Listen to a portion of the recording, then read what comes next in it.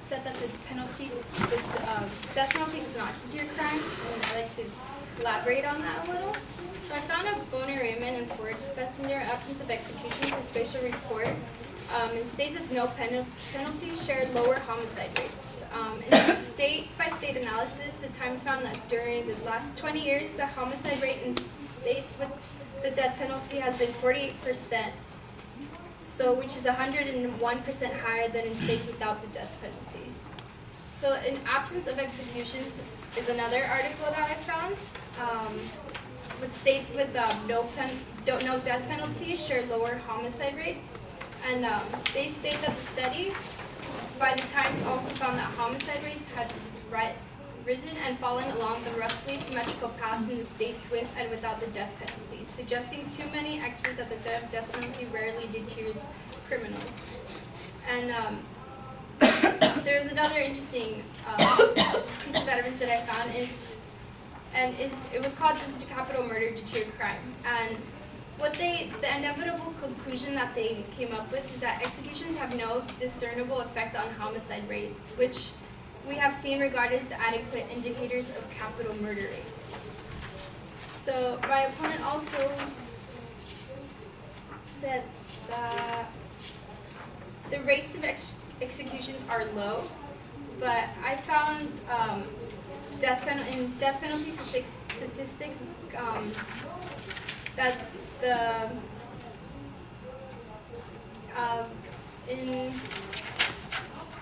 48 states in 2012 were sentenced to death and has decreased from 2011. So that's about like 40 states that have who have actually dealt with the death penalty. And being that the opponent, he stated that it's not morally right to feel sorrow for like the murders. It's actually, in a way, it's bad for the people who are actually on death row.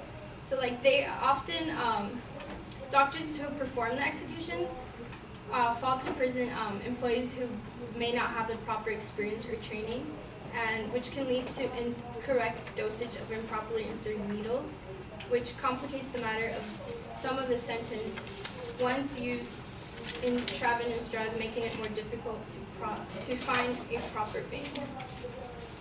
And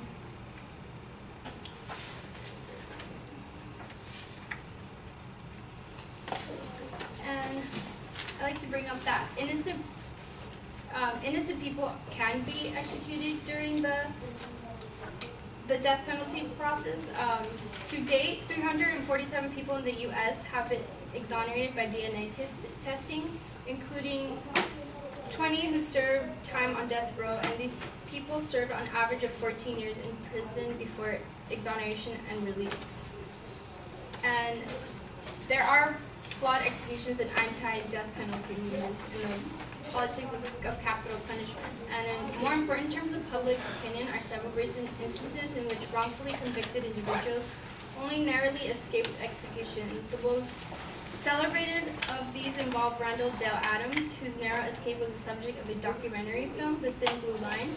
And Adams was convinced in 1977 murdering a Dallas police officer. And then at one point he came within a week of being executed. But when film producer Errol Morris took an interest in Adams, the case against him began to unravel. And Texas court unanimously overturned the conviction in 1989, ruling that the prosecutors in his case had suppressed evidence and knowingly employed perjured testimony. And then Adams was released from prison after 11 years. And it's for